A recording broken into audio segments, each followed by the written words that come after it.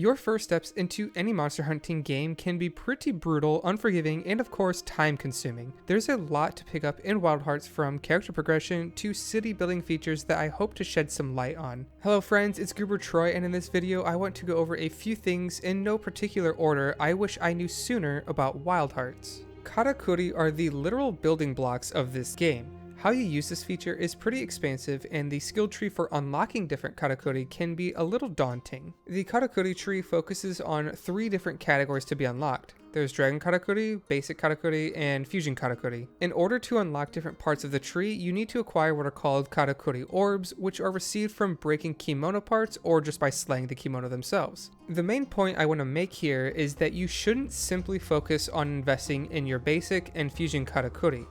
Make sure that you're investing some of your Kemono orbs in Dragon Karakuri because they're extremely important for how you both travel the world and acquire materials to craft and upgrade gear.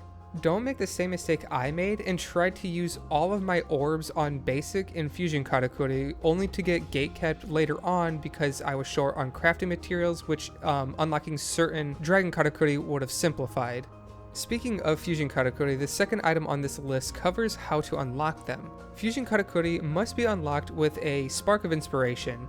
You can determine how to trigger a Spark of Inspiration when you look at your Karakuri tree. Some branches will mention Fusion Karakuri and list the required basic Karakuri you need to have equipped in order to trigger the inspiration. But how do you know which Kemono triggers that inspiration? Well, that's simply identified by looking at the tree's icon of that Fusion Karakuri. The icon should correspond with one of the Kemono, and that indicates that you have to fight that Kemono with the basic Karakuri equipped in order to trigger that moment of inspiration sometime during the fight. My third tip is pretty quick and simple. Actually use your basic Karakuri in combat. The game is designed around being able to build these structures to aid you in combat. Don't play the game like a grounded monster hunter like I did. Some of the basic Karakuri are incredibly fun to play around with, but I want to especially call out the Spring. The Spring is such an incredibly powerful basic Karakuri because it provides so many invulnerability frames, which lets you dodge some really nasty attacks. For the fourth item on this list, this really levels up your combat prowess, and that's learning how to animation cancel. Some weapons, such as the Maul, have very long recovery animations after a major attack. You can bypass this recovery stage by simply building any basic Karakuri. I tend to cancel my animations with a single box or 3 to continue the combo and just keep wailing on the monster. Learning to animation cancel can drastically cut your hunting times down once you master this technique. For the next few items on this list, I want to move away from combat and focus mostly on world navigation and just kind of that city building aspect. But number 5 on this list is placing Dragon Karakuri inside Minato. Placing your wildlife cages, ingredient storage, and cooking Karakuri like the smoker all in one central location really helps manage your buff food and to help quickly gather any crafting materials from your pets you've managed to capture. This just makes it easier to stop at one central location after a hunt to gather all ingredients and animal parts instead of having to jump between different parts of the open world. The next item on this list is another quick one, but it still helps save some time, and that's the fact that dragon pits you've unlocked can be leveled up from the map. There's no need to travel to dragon pits to level them up. You only have to open up your map, select the dragon pit you want to level up, and then select the stage you want to level up to, assuming you have the required materials. Moving along, we have our Tsukumo, which is our little hunting companions. These ancient bots provide players with a lot of useful buffs when playing both solo and even potentially in multiplayer. But some of these buffs and passives can only be unlocked by actually leveling up your hunting companion. In order to level these little guys up, you need to explore the world a bit and find additional bots in the wild to acquire old cogs. These cogs can be used when resting at a campfire to upgrade the Tsukumo, which after certain thresholds are met will increase the total amount of Karakuri thread you can carry on top of some additional utility like healing mists or dropping a burst of Karakuri thread on the ground during combat. Basically, don't forget to level these little guys up, they're extremely beneficial. The next item on this list is something that kind of took me an embarrassingly long amount of time to figure out, but did you know there's a mount in the game? It's called the Roller. This is a Dragon Karakuri that's unlocked within the Karakuri tree, and it just helps you kind of roll around the map a little bit quicker. Piloting this mount can be a little clunky, but it's still helpful to place these mounts in locations where you know that you're going to be having to travel long distances on foot. For number 9 on this list, check the village shop often. The shop resets after each hunt, so check for a variety of items between your hunts.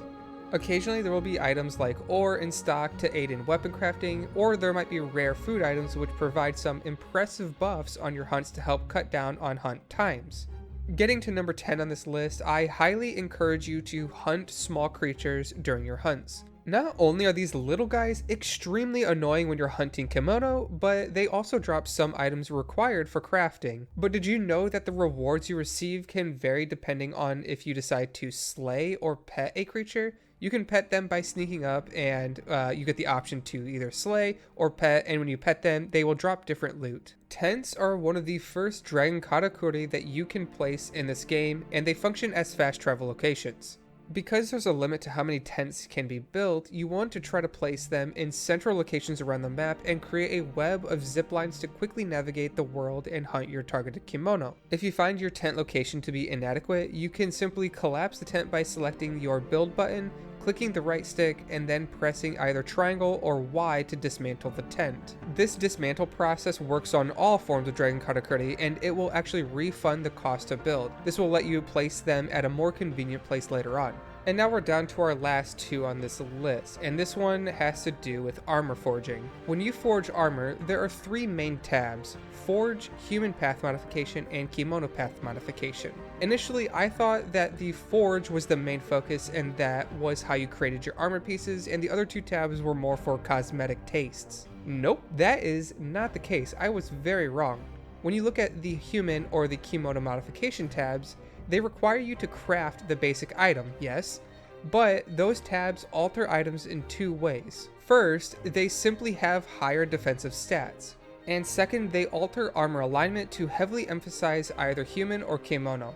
This has a big impact on enabling some of your skills, so if you ever wonder how you're supposed to unlock certain skills, it's through this armor modification process. And for the final item on this list, it's pretty build dependent, but don't sleep on activating your hunter's arm.